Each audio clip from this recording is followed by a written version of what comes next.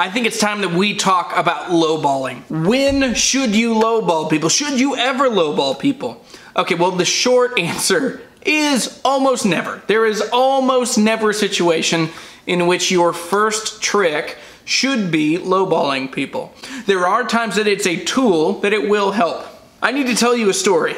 I was 19. I was working at a vintage guitar shop called the Guitar and Amp Center in Harrisonburg, Virginia. We sold really cool old Martins and some old Gibsons, tons of old mandolins and banjos. I had a friend named Sam. Sam was probably 73, 74 at that point.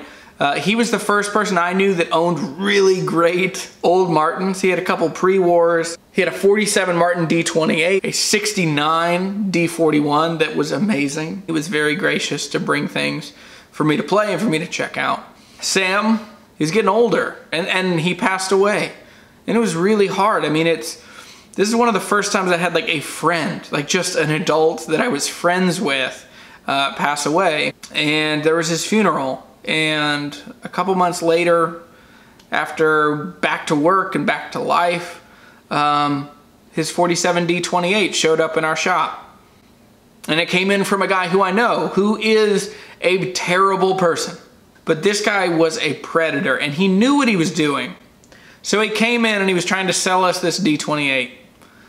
And he told us this story of how he had talked to Sam's wife, who had dementia, who should not be making financial decisions for herself. She should not be selling her husband's guitars.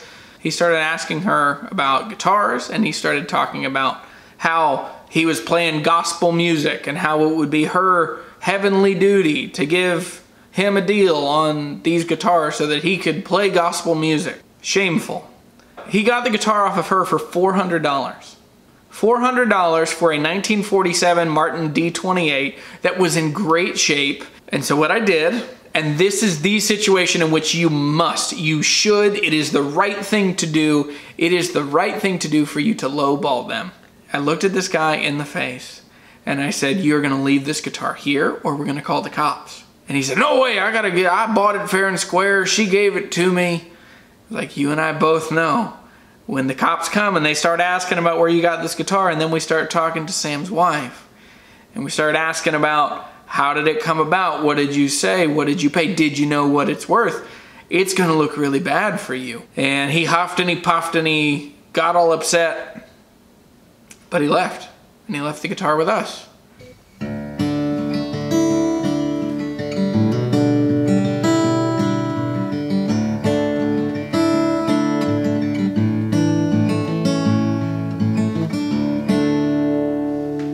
And we knew that Sam's son lived nearby, so we called Sam's son.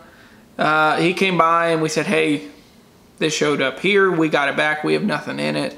If you'd like to sell it, we would like to make a reasonable offer. He said, yeah, it's time. We need to start figuring out what we're going to do with Dad's guitars. And so what we ended up doing, we made an offer. We paid $5,000 for the guitar. We did a neck reset, and in the end, we sold it for about $6,500. So we made about $1,200 on it.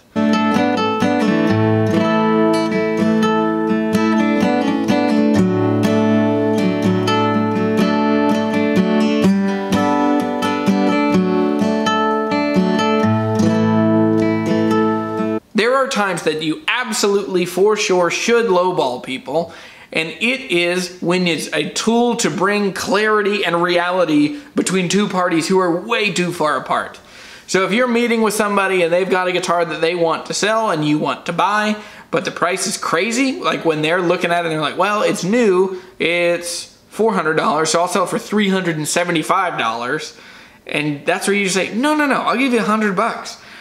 It's a tool, but it will bring clarity so that it says to both parties very clearly that we're gonna have to meet in the middle. Because guitars are about relationships. Or you need to develop in yourself the ability to read people, to have empathy, to offer empathy early and quickly, and to really think through what would it be like to be selling a guitar that you love and you're now on a hard time. There's a lot of lowballing just goes away when you start thinking like, oh man, how would I want this deal to go if it was me? If my back was against the wall and if I had a house payment coming up and a baby on the way, I would want people to be really gracious to me. I'd want people to help me out and to be understanding. So that's what we offer. There are predators in the world. If you don't believe that, I'm sorry, it's coming for you. If you know older people who have cool guitars or expensive belongings, and you have the skills to help them evaluate their guitars, write down serial numbers to write down identifying marks on these guitars so that after they pass away, you can help whoever's settling their estate work through these things. One of the things that I ended up getting into the last couple of years I was in Louisiana, I had friends of friends who the husbands had passed away and they had a bunch of guitars. They didn't know where to start.